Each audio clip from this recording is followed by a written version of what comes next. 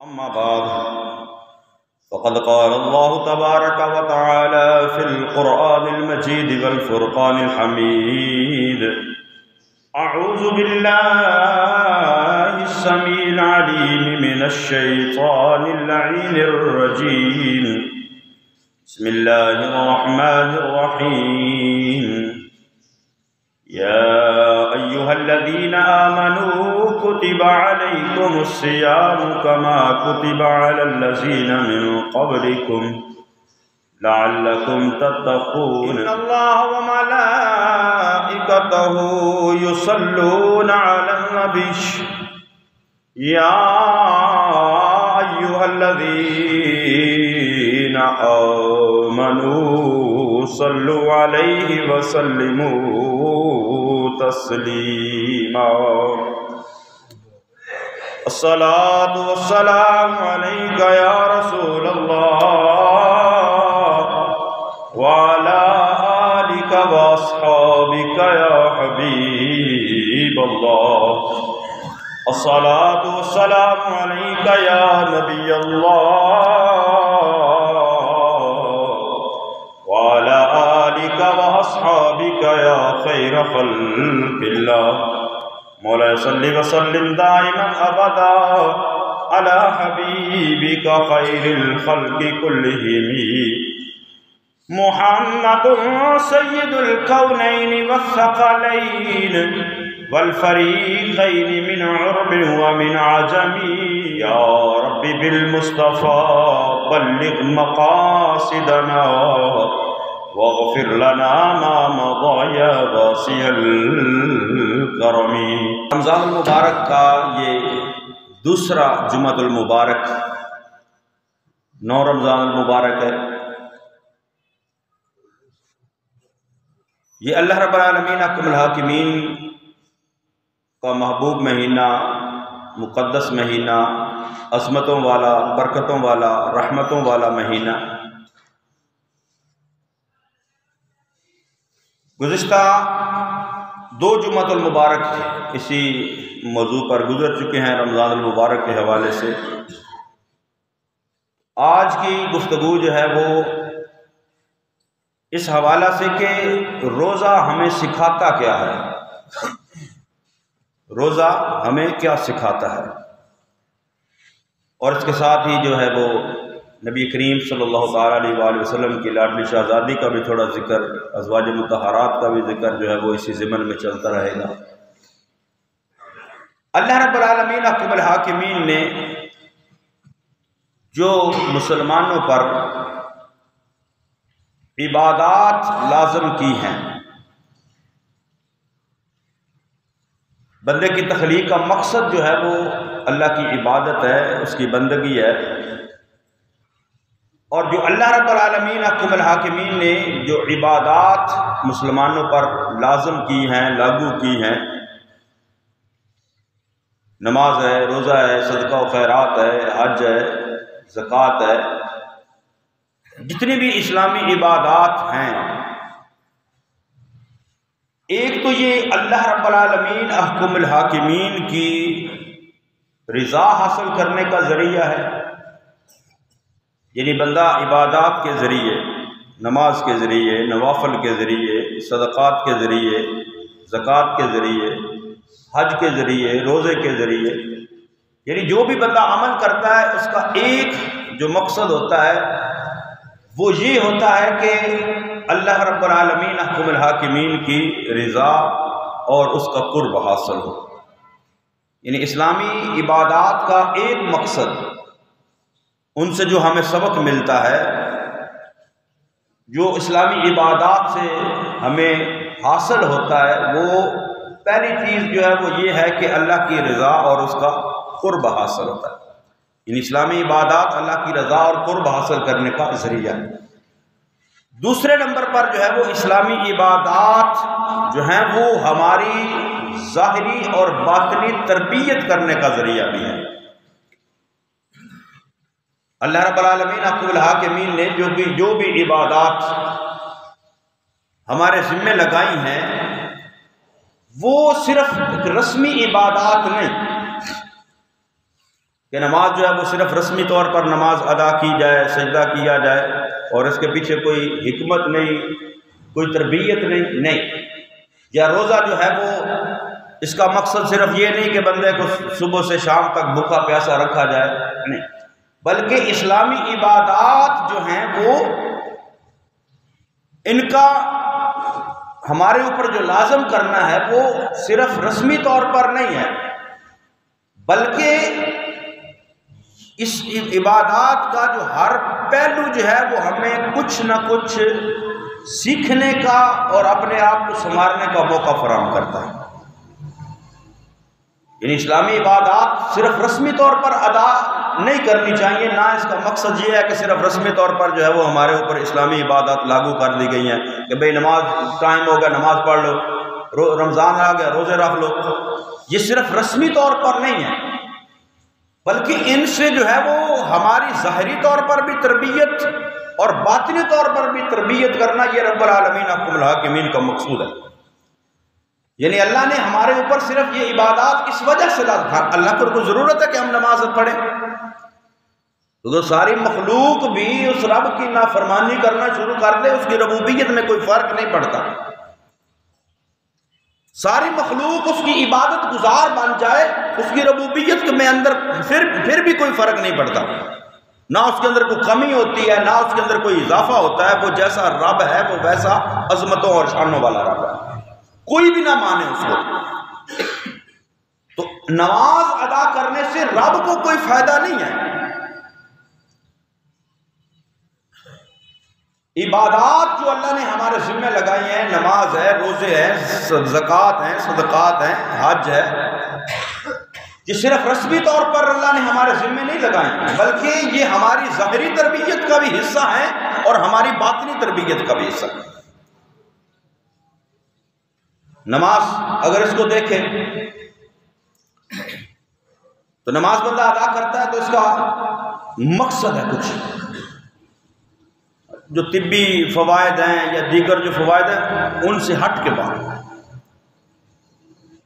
نماز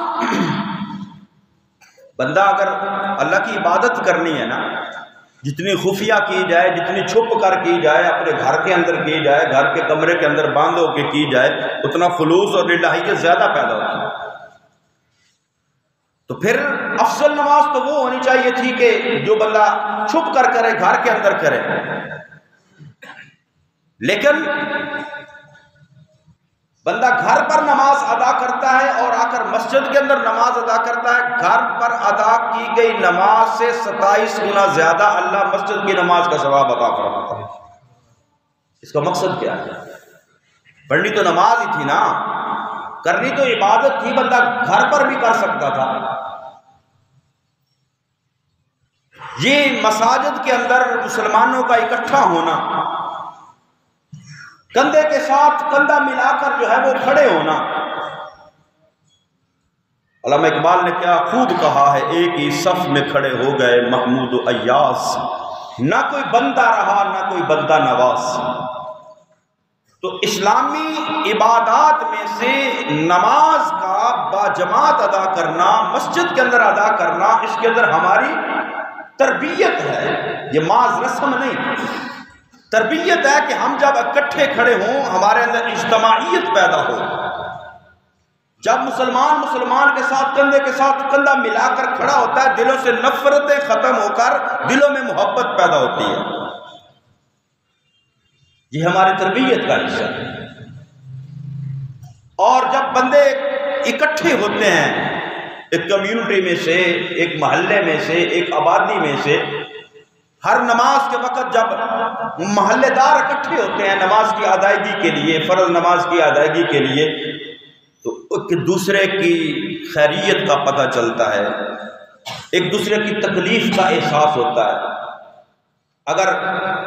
محلے میں سے کوئی نمازی جو 5 وقت کا نمازی ہے 2 4 5 دن نہ آئے تو دوسرے نمازیوں کو فکر ہوتی ہے، یار فلانا بندہ نماز پڑھنے نہیں آ رہا، نمازی سے پکا نہیں آ رہا، کوئی وجہ ہوئے گی، بیمار ہے، کوئی تکلیف ہے، کوئی پریشانی ہے، تو نمازی جا کر جو ہے وہ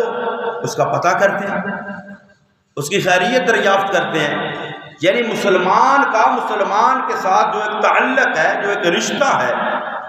محبت کا، اخوت کا، بھائی چارے کا، جو اسلام نے قائم کیا، اس کا جو ہے وہ ہمارے اوپر جو ذمہ داری ہوتی ہے، اس کا احساس جو ہے وہ نماز ہمارے اندر پیدا کرتی ہے. یعنی نماز یہ ہماری تربیت کر رہی ہے. یعنی جب اکٹھے ہو کر نماز ادا کرتے ہیں، ایک اجتماعیت جو ہے وہ ہمارے اندر پیدا ہوتی ہے کہ مسلمان اکٹھے ہوں تو کتنے خوبصورت لگتے ہیں. اکٹھے ہوں تو ان کی ایک طاقت جو ہے وہ، قوت جو ہے وہ اکیلے سے زیادہ ابھر کر سامنے آتی ہے. کندھے کے ساتھ کندھا ملائے، دلوں میں سے نفرتیں ختم ہوتی ہیں، محبت پیدا ہوتی ہے. اکٹھی نماز جب ادا کرتے ہیں باجماعت، گھر سے باہر نکل کر ایک دوسرے کی تکلیف کا احساس ہوتا ہے، دوسرے کی پریشانی کا احساس ہوتا ہے،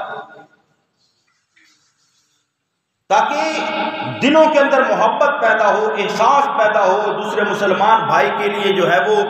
اگر اس کو کوئی پریشانی ہے تو مسلمان بھائی مل کر اس کی پریشانی کو دور کرنے کا سبب بنے، ذریعہ بنے. تو یعنی یہ نماز جو ہے یہ کیا ہے؟ ہماری تربیت کا حصہ ہے، ظاہری طور پر بھی اور باطنی طور پر بھی. یعنی اسلامی عبادات جو ہیں وہ اللہ نے صرف ہمارے اوپر رسمی طور پر فرض نہیں کی، ان کا مقصد ہے کہ ہماری تربیت ہو، ہم اس سے کچھ نہ کچھ سیکھیں، کچھ نہ کچھ حاصل کریں. اگر بے شمار اللہ رب العالمین کو ملاکمین ہدایت عطا فرمائے، اکثریت جو ہے وہ ہے بے نمازی، اور ان میں سے بھی جو نماز ادا کرنے والے ہیں وہ بھی صرف جو ہے وہ ایک کاروائی کے طور پر جو ہے وہ نماز کی ادائیگی کرتے ہیں، جو نماز کا اصل مقصد ہے اس سے یکسر خالی ہوتے ہیں. یعنی نماز جو ہماری تربیت کرنا چاہتی ہے، نماز جو ہے وہ جو کچھ ہمیں سکھانا چاہتی ہے، اگر نماز کو اس طریقے کے ساتھ ادا کیا جائے تو پھر اللہ رب العالمین کو ملاکمین فرمایا ان الصلاۃ تنہا عن الفحشاء والمنکر. پھر یہ نماز جو ہے پھر بندے کو روکتی ہے، برائی سے روکتی ہے، فحش چیزوں سے روکتی ہے، فحش کلام سے روکتی ہے، فحش باتوں سے روکتی ہے. ان الصلاۃ تنہا عن الفحشاء والمنکر، برے کاموں سے روکتی ہے، منکرات سے منع کرتی ہے. لیکن بندہ نماز بھی پڑھے، فحش گفتگو بھی کرے، نماز بھی پڑھے، فحش کلامی بھی کرے، نماز بھی پڑھے اور جو ہے وہ زبان سے اچھا نہ بولے، تو پھر اس نے در حقیقت نماز کو ادا نہیں کیا. تو نماز جو ہے وہ کیا کرتی ہے؟ ہماری تربیت کرتی ہے. تو جب ہم ایسے طریقے سے نماز ادا کریں گے، پھر اللہ رب العالمین احکم الحاکمین کی بارگاہ میں وہ نماز قبول بھی ہوگی، اور پھر نماز کا جو ہے وہ رنگ بھی ہمارے اوپر نظر آئے گا. پھر نماز کا جو ہے وہ اثرات بھی ہمارے اوپر نظر آئیں گے. تو اللہ رب العالمین احکم الحاکمین ہمیں جو ہے وہ عبادات سے سیکھنے کی توفیق نصیب فرمائے. آگے آ گیا روزہ. روزہ بھی ہمیں کچھ نہ کچھ سکھاتا ہے، روزے سے بھی ہماری تربیت ہوتی ہے، روزے سے بھی ہمیں کچھ نہ کچھ ملتا ہے، کچھ سکھاتا ہے. روزے کا مقصد جو ہے وہ صرف یہ نہیں کہ صرف اللہ نے روزہ فرض کر دیا، صبح سے لے کر شام تک بھوکے پیاسے رہے. بھوک پیاس جو ہے وہ اللہ کا مقصد نہیں ہے کہ ہم بندوں کو جو ہے بھوک پیاس میں رکھا جائے. روزہ جو ہے وہ سکھاتا ہے، کچھ تربیت کرتا ہے. روزہ بھی ہماری ظاہری اور باطنی تربیت کا ایک سبب ہے، ایک ذریعہ ہے. بدگمانی نہیں، لیکن اکثریت جو ہے وہ روزے رکھتی نہیں. لیکن جو رکھتے ہیں وہ روزہ رکھ کے بھی صرف بھوک اور پیاس برداشت کرتے ہیں، روزے کے حقیقی مقصد کو نہیں پہنچتے. روزہ جو سکھانا چاہتا ہے وہ ہم اس کو سیکھتے نہیں. روزہ جو ہے وہ جو اس کے ذریعے جو اللہ رب العالمین احکم الحاکمین ہماری تربیت کرنا چاہتا ہے، ہم اس تربیت کو حاصل نہیں کرتے. روزہ رکھ کر، روزے کے ذریعے رمضان المبارک کا مہینہ آئے، بندے نے روزہ رکھا ہوا ہو اور روزہ رکھ کر اگر اس کے کردار کے اندر تبدیلی پیدا نہ ہو تو پھر سمجھے کہ اس نے بھوک اور پیاس برداشت کی ہے۔ لیکن اگر روزہ رکھ کر اس کا کردار تبدیل ہوتا ہے، روزہ رکھ کر اس کے کردار کے اندر تبدیلی پیدا ہوتی ہے، اس کی گفتار کے اندر تبدیلی پیدا ہوتی ہے، اس کے اخلاق کے اندر تبدیلی پیدا ہوتی ہے، تو پھر یہ اس بات کی نشانی ہوتی ہے کہ روزے اس کے اللہ کی بارگاہ کے اندر قبول ہو گئے۔ لیکن روزہ رکھنے کے باوجود بندہ جو ہے اس کے اندر رمضان گزر جائے لیکن ہمارے اندر تبدیلی پیدا نہ ہو، ہمارے اخلاق نہ سنوریں، ہمارا کردار نہ سنورے، ہماری عادات نہ سنوریں، تو پھر روزے نے تو صرف ہمیں کیا دیا؟ بھوک اور پیاس دیا۔ حالانکہ روزہ جو ہے وہ کیا ہے؟ وہ ہماری تربیت کرنے کے لیے ہے۔ رمضان المبارک کا مہینہ تربیت کرنے کے لیے ہے۔ رمضان مبارک کا ایک مہینہ گزرتا ہے، روزہ رکھتے ہیں، اللہ رب العالمین سب کو توفیق عطا فرمائے اور سب کے روزے قبول فرمائے۔ بندہ چند دن جو ہے وہ چائے پینا شروع کر دے تو اس کی عادت بن جاتی ہے چائے پینے کی، پھر اس کی عادت پختہ ہو جاتی ہے، پھر وہ جو ہے وہ اپنی عادت کے مطابق پھر ہمیشہ وہ پھر چائے پیتا ہے، اس کی عادت بنتی ہے۔ چند دن بندہ کوئی کام کر لے وہ عادت بن جاتی ہے، لیکن ہم ایمان کے اندر کتنے کمزور ہیں کہ پورا مہینہ رمضان کا روزے رکھتے ہیں، اس کے اندر ہم جھوٹ بھی چھوڑتے ہیں، کیونکہ روزے کا مقصد ہے سارا دن بھوک پیاس برداشت نہیں کرنی، زبان کا بھی روزہ، کان کا بھی روزہ، آنکھ کا بھی روزہ، جسم کے ہر اعضاء کا روزہ ہے۔ 30 دن ہماری تربیت ہوئی، 30 دن ہماری ٹریننگ ہوئی، 30 دن ہم نے جو ہے وہ ایک پریکٹیکل کیا، لیکن اس کے باوجود اگر ہم نے جھوٹ نہ چھوڑا، ہم نے گالی گلوچ نہ چھوڑی، ہم نے فحش کلامی نہ چھوڑی، ہم نے جو ہے وہ زبان اچھی استعمال کرنا نہ شروع کی، دھوکہ نہ چھوڑا، فراڈ نہ چھوڑا، ملاوٹ نہ چھوڑی، تو پھر روزے سے ہم نے کچھ سیکھا نہیں۔ روزہ ہمیں سکھاتا ہے، سب سے پہلے کیا سکھاتا ہے؟ روزہ ہمیں اخلاص سکھاتا ہے کہ جو بھی عمل کیا جائے وہ اللہ کی رضا کے لیے کیا جائے، اس کی خوشنودی کے لیے کیا جائے، اس کو راضی کرنے کے لیے کیا جائے، کیونکہ روزے کا تعلق جو ہے وہ ڈائریکٹ رب کے ساتھ ہے۔ باقی عبادات کے اندر جو ہے وہ دکھلاوے کا عنصر پیدا ہو سکتا ہے، اللہ ہمیں ریاکاری سے محفوظ فرمائے، لیکن روزے کا تعلق جو ہے وہ ڈائریکٹ بندے اور رب کا تعلق ہے۔ تو اللہ کی رضا کے لیے روزہ رکھا جاتا ہے، تو روزہ جو ہے وہ کیا کرتا ہے؟ ہمارے اندر اخلاص پیدا کرتا ہے۔ یہ ہماری تربیت ہے کہ روزے کے ذریعے ہمارے اندر اخلاص پیدا ہو، اللہ رب العالمین احکم الحاکمین کی رضا کے لیے زندگی کے تمام اعمال اور نیکیاں کی جائیں، اور لوگوں کے ساتھ بھلائی اور خیرخواہی کی جائے، یعنی اخلاص۔ آقا کریم صلی اللہ علیہ وسلم نے فرمایا نا الدین النصیحہ، یہ دین بھلائی، خیرخواہی، اخلاص کا نام ہے۔ اللہ کے ساتھ اخلاص اور اخلاص جو ہے وہ کہ ہر عمل اس کی رضا کے لیے کیا جائے، مسلمانوں کے ساتھ بھلائی کی جائے، عوام الناس کے ساتھ، حکمرانوں کے ساتھ بھلائی۔ حکمرانوں کے ساتھ بھلائی وہ یہ ہے کہ ان کے جو جائز احکامات ہوں ان پر عمل کیا جائے، جہاں ان کی غلطیاں ان کی اصلاح کی جائے، اور جو ہے وہ اکثریت امت مسلمہ کی جس عقیدے پر قائم ہے، یہ حدیث مبارکہ کا مفہوم کہ جس عقیدے پر امت مسلمہ کی اکثریت قائم ہے، اس جماعت کے ساتھ جو ہے وہ لازم رکھا جائے اپنے آپ کو، اس جماعت کا دامن مضبوطی سے تھاما جائے، پکڑا جائے، اس سے منحرف نہ ہوا جائے۔ نبی کریم صلی اللہ تعالیٰ علیہ وسلم کا فرمان ہے بخاری شریف کے اندر، آقا دو جہاں صلی اللہ تعالیٰ علیہ وآلہ وسلم نے فرمایا، حضرت ابو ہریرہ اس کو بیان کرتے ہیں کہ اللہ رب العالمین احکم الحاکمین نے فرمایا کہ روزہ میرے لیے ہے، میں اس کی جزا دوں گا، اور چونکہ روزہ میری خاطر، یعنی اس کے اندر یہ اخلاص پیدا ہوتا ہے، اللہ کی رضا کی خاطر وہ جب عمل کرتا ہے پھر اللہ ہی اس کو اجر و ثواب اس کا عطا فرماتا ہے۔ اور آقا تو جہاں صلی اللہ تعالی وسلم نے فرمایا اگر کوئی کام بندہ ایسا کرتا ہے، ایسا عمل کرتا ہے، بظاہر اگر وہ نیکی ہی کیوں نہ ہو، لیکن اگر اس کے اندر اخلاص نہیں ہے، اللہ کی رضا، اس کی خوشنودی پیش نظر نہیں ہے، تو پھر وہ عمل جو ہے اس کا اجر و ثواب اللہ کی طرف سے اس کو نہیں ملے گا۔ نبی کریم صلی اللہ تعالیٰ علیہ وسلم کا فرمایا روز قیامت جب ساری مخلوقات اکٹھی ہوگی، اللہ بندوں کو اکٹھا فرمائے گا، اور اکٹھا فرمانے کے بعد ایک فرشتہ جو ہے وہ اللہ کی طرف سے یہ اعلان کرے گا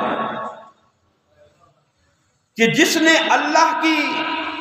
رضا کے لیے کام کرتے ہوئے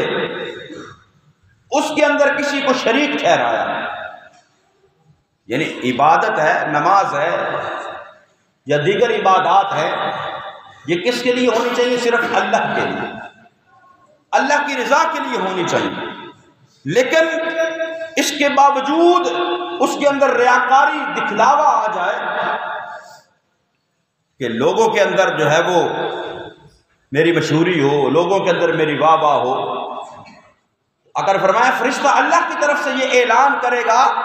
کہ جس نے اللہ کی رضا کے لیے جو کام تھا اس کے اندر کسی کو شریک ٹھہرایا، یعنی صرف اللہ کی رضا کے لیے کام نہیں کیا، نماز اللہ کی رضا کے لیے صرف نہیں پڑھی، روزہ صرف اللہ کی رضا کے لیے نہیں رکھا، صدقات و خیرات صرف اللہ کی رضا کے لیے نہیں کیے، بلکہ اس کے اندر ریاکاری اور دکھلاوے کو شامل کر لیا، اللہ رب العالمین احکم الحاکمین کی طرف سے وہ فرشتہ اعلان کرے گا کہ اللہ فرماتا ہے وہ ثواب میرے سے نہ مانگے جس کے لیے کام کیا تھا، جا کر اس سے ثواب مانگے، جس کو دکھانے کے لیے کیا تھا۔ اگر لوگوں کو دکھانے کے لیے کوئی کام کیا تھا، کام نیکی والا تھا، کام وہ اللہ کی رضا کے لیے ہونا چاہیے تھا، لیکن اس کے اندر ریاکاری کو شامل کر لیا، اس کے اندر دکھلاوے کو شامل کر لیا، اس کے اندر نمود و نمائش کو شامل کر لیا، اللہ کے محبوب نے فرمایا وہ فرشتہ اللہ کی طرف سے اعلان کرے گا کہ اللہ فرما رہا ہے میری بارگاہ سے اس کو ثواب نہیں ملے گا، جس کے لیے کیا جا کر اس سے ثواب طلب کرے۔ روزہ جو ہے وہ کیا ہمیں اخلاص سکھاتا ہے۔ سیدہ کائنات، سیدہ طیبہ طاہرہ سیدہ فاطمہ الزہرا رضی اللہ تعالی عنہ، حسنین کریمین بیمار ہوئے، ان کی صحت یابی کے لیے جو ہے وہ منت کے روزے رکھے۔ حسنین کریمین ہے، مولا کائنات حضرت علی المرتضیٰ شیر خدا ہیں، سیدہ فاطمہ الزہرا ہیں، اور آپ کی کنیز حضرت فضہ،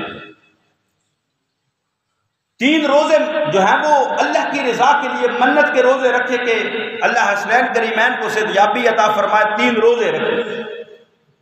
جب 3 روزے رکھے،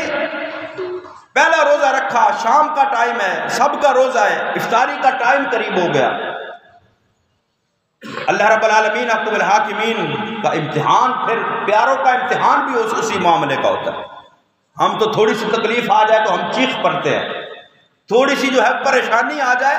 تو ہم چیخ پڑتے ہیں، وہ اسی رہ گیا امتحان واسطے، اسی رہ گیا پریشانیاں واسطے، وہ فلانے کو تے انی دولت ہے، فلانا ہے نا سوکا، اسی رہ گیا پریشانیاں واسطے۔ ہم جو ہے وہ ہماری برداشت جو ہے وہ جواب دے جاتی ہے، لیکن سارے دن کا روزہ ہو، مولا کائنات کچھ مزدوری کر کے کچھ کھانے کے لیے لے کر آئے ہیں، کھانا تیار کیا ہے سیدہ کائنات نے، اور دروازے پر دستک ہوتی ہے، اے اہل بیت مصطفیٰ میں ایک مسکین ہوں، مجھے کچھ کھانے کو دے دو۔ اب یہ گھرانہ اہل بیت مصطفیٰ کا گھرانہ وہ گھرانہ ہے کہ جس کے دروازے پر آنے والا سائل کبھی خالی ہاتھ نہیں لوٹتا ہے۔ اس نے سوال کیا کہ میں مسکین ہوں، اب جو کھانا پکا ہوا تھا، جو کھانا تیار تھا، وہ سارا اٹھایا اور اٹھا کر اس دروازے پر آنے والے سائل کو دے دیا، خود پانی سے روزہ افطار کر لیا، دوسرے دن پھر روزہ رکھا، پھر شام کا ٹائم ہوا، افطاری وہ جو ہے وہ تیار ہوئی، پھر دروازے پر دستک ہوتی ہے، اے اہل بیت مصطفیٰ صلی اللہ تعالیٰ علیہ وآلہ وسلم، میں یتیم ہوں، بھوکا ہوں، مجھے کچھ کھانے کو دیجیے۔ اب دوسرا دن تھا، پہلا روزہ بھی جو ہے وہ پانی سے افطار کیا، دوسرا دن بھی ہے، پھر روزے کے ساتھ ہے، پھر افطاری کا ٹائم ہے، پھر جو ہے وہ دروازے پر دستک ہوتی ہے، دروازے پر سائل آ کر سوال کرتا ہے، تو اس کو اٹھا کر وہ دوسرے دن کا بھی کھانا دے دیا جاتا ہے، خود پانی سے افطار کر لیا جاتا ہے۔ پھر تیسرے دن کا روزہ ہوتا ہے، تیسرے دن افطاری کا ٹائم ہوتا ہے، تو پھر دروازے پر سائل آتا ہے، میں ایک قیدی ہوں، بھوکا ہوں، پیاسا ہوں، مجھے کچھ کھانے کو دیجیے۔ اہل بیت مصطفیٰ صلی اللہ تعالیٰ علیہ وآلہ وسلم کے دروازے سے اس کو نا کا جواب نہیں ملتا، تیسرے دن بھی کھانا اٹھا کر اس کو دے دیا جاتا ہے۔ اب جی اللہ کی طرف سے امتحان تھا، مصطفیٰ کریم صلی اللہ تعالیٰ علیہ وآلہ وسلم تشریف لائے اور آ کر فرمایا اپنی بیٹی سے، اے میری شہزادی، یہ جو 3 دن دروازے پر جو سوالی بن کر آنے والا تھا یہ کون تھا؟ اس کی بابا جان، اس نے آ کر کہا تھا ایک دن میں مسکین ہوں، میں یتیم ہوں، میں اسیر ہوں۔ فرمایا وہ کوئی سوالی نہیں تھا، وہ اللہ کا فرشتہ تھا، وہ آپ کے امتحان کے لیے آیا۔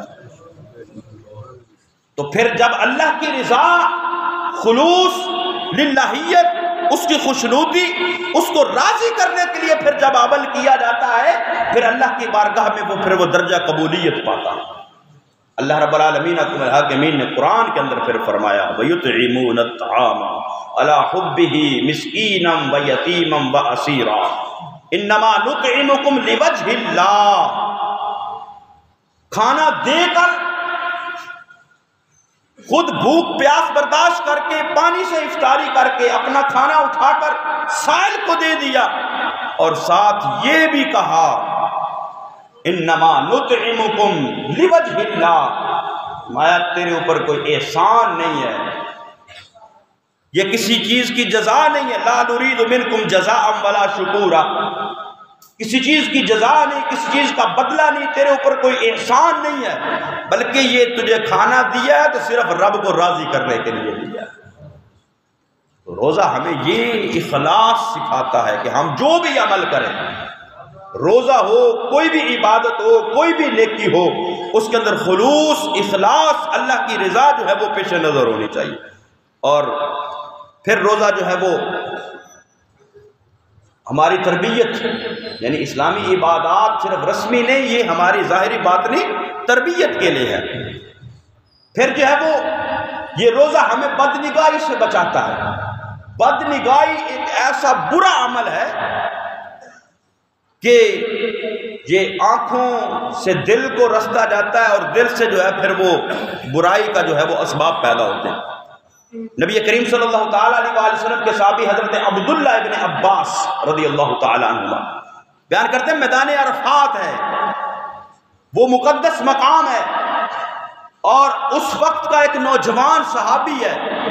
اور میدان عرفات وہ ہے جہاں عورتیں اور مرد جو ہے وہ اکٹھے ہوتے ہیں۔ حج کے ارکان کے اندر، طواف کے اندر عورت اور مرد جو ہے وہ اکٹھے ہوتے ہیں، ان کا اختلاط ہوتا ہے۔ اس کے علاوہ دنیا کے کسی مقام کے اوپر عورت اور مرد جو ہے وہ اکٹھے ایک جگہ پر نہیں ہو سکتے، چاہے وہ کوئی دربار ہو،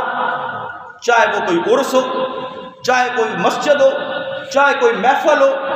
عورت اور مرد کا اختلاط جو ہے، حتیٰ کہ آپ دیکھیں جو حج پر گئے ہیں، اللہ تعالیٰ سب کو توفیق عطا فرمائے، یہ صرف خانہ کعبہ کی حدود ہیں، وہی جب مسجد نبوی کے اندر نماز کا ٹائم ہوتا ہے، مرد الگ ہوتے ہیں، عورتیں الگ ہوتی ہیں۔ صرف حج بیت اللہ کے وقت، طواف کے وقت، میدان عرفات کے جو اندر جائیے، وہاں پر چھوٹ ہے۔ کیوں چھوٹ ہے؟ کہ وہاں بندے کو وہ اس کے اندر وہ فیلنگ ہی نہیں ہوتی، وہ جذبات ہی نہیں ہوتے، رب کا خوف اور ڈر جو ہے وہ اس کے پیش نظر ہوتا ہے۔ تو میدان عرفات ہو، حضرت عبداللہ ابن عباس فرماتے ہیں کہ نوجوان نے صرف عورتوں کی طرف دیکھا ایسے۔ اب آج کا نوجوان اور اس دور کے نوجوان کے اندر کتنا فرق ہے۔ اس نوجوان نے صرف دیکھا ہے اس طرف، تو مصطفیٰ کریم صلی اللہ تعالیٰ علیہ وآلہ وسلم نے اپنے دست اقدس سے اس کے چہرے کو پھیر دیا۔ جب چہرے کو پھیر دیا تو نبی کریم صلی اللہ تعالیٰ علیہ وآلہ وسلم نے ساتھ یہ بات فرمائی، فرمایا کہ جو شخص آج کے دن اپنے آنکھ، کان اور زبان کی حفاظت کرے گا، اللہ اس کی بخشش و مغفرت فرما دے گا۔ تو یہ بدنگاہی ایسی بری چیز ہے کہ اس مقام کے اوپر بھی نبی کریم صلی اللہ علیہ وسلم نے صرف جہاں اس طرف دیکھنے کو بھی ناپسند کیا، عورتوں کی طرف دیکھنے کو ناپسند کیا۔ آج جو ہے وہ ہمارا حال، ہم معاشرے کے اندر دیکھیں، بازار کے اندر مرد عورتیں اکٹھی ہیں، محفل ہے، مرد عورتیں اکٹھے ہیں، عرسوں پر، درباروں پر جو ہے وہ مرد عورتیں اکٹھی ہو رہی ہیں۔ یہ کون سا اسلام ہے؟ یہ کس نے اس بات کی اجازت دی ہے؟ کہیں اسلام میں اس بات کی اجازت ہے؟ مرد الگ رہیں، عورتیں الگ رہیں، کیونکہ بدنگاہی جو ہے وہ شیطان کے جو زہر آلود تیر ہیں، ان تیروں میں سے ایک تیر ہے بدنگاہی، کسی غیر محرم کی طرف دیکھنا۔ تو جب پہلے آنکھ اٹھتی ہے، بدنگاہی ہوتی ہے، پھر ساری خرابی پھر اس سے آگے پیدا ہوتی ہے۔ تو روزہ ہماری یہ بھی تربیت کرتا ہے کہ سارا دن صرف بھوک اور پیاس کاٹنا مقصد نہیں، بلکہ اپنے جسم کے ہر اعضاء کو جو ہے وہ بندہ اللہ رب العالمین اکبر الحاکمین کے حکم کے پابند کر لے، حکم کے ماتحت کر لے۔ نگاہیں بھی اللہ کے حکم کے پابند ہو جائیں، زبان بھی اللہ کے حکم کی پابند ہو جائے، ہاتھ بھی اللہ کے حکم کے پابند ہو جائیں، کان بھی اللہ کے حکم کے پابند ہو جائیں۔ اور مومنوں کی ماں ام المومنین عائشہ صدیقہ بنت صدیق، محبوبہ محبوب رب العالمین، ایسا کردار جو ہے وہ پیش کیا جب ان پر تہمت لگائی گئی تو ان کی پاک دامنی کی گواہی کو اللہ نے قرآن کے اندر سورہ نور کی شکل میں نازل فرمایا۔ پھر وقت جو ہے وہ کافی ہو چکا ہے، جو ٹائم جمعے کا ہے وہ ہوتا ہے، لیکن تھوڑی سی آگے گفتگو۔ پھر روزہ جو ہے وہ کیا کرتا ہے ہماری، میں نے شروع میں یہ عرض کیا کہ اسلام میں جتنی عبادات ہیں یہ صرف رسمی طور پر نہیں، نماز رسمی نہیں ہے، روزہ رسمی نہیں ہے، زکوٰۃ رسمی نہیں ہے، صدقات و خیرات رسمی نہیں ہے، حج رسمی نہیں ہے، بلکہ یہ کیا، یہ ہماری تربیت ہے۔ یہ ظاہری طور پر بھی تربیت ہے، باطنی طور پر بھی تربیت ہے۔ پھر روزہ جو ہے وہ ہمدردی اور غمخواری پیدا کرتا ہے۔ جو بندہ جب خود بھوکا ہوتا ہے دوسرے کی بھوک کا احساس ہوتا ہے، خود بندہ بیمار ہو دوسرے کی بیماری کا احساس ہوتا ہے، خود بندہ پریشان ہو دوسرے کی پریشانی کا احساس ہوتا ہے، خود بندہ تکلیف میں ہو دوسرے کی تکلیف کا احساس ہوتا ہے۔ وہ ایک حکایت ہے کہ کسی آدمی کی ٹانگ ٹوٹ گئی، لت ٹوٹ گئی، تو جو بندہ بھی جاتا اس سے پوچھنے کے لیے بھئی کیا حال ہے، کیسا محسوس کر رہے ہو، تو وہ بندہ آگے سے پوچھتا یار تیری کدی ٹوٹی سی لت؟ وہ کہتا نہیں، کہتا بس پھر ٹھیک ہے۔ اس طرح جو بھی آتا وہ اس سے پوچھتا کیا حال ہے، وہ پوچھتا تیری کبھی ٹوٹی تھی ٹانگ؟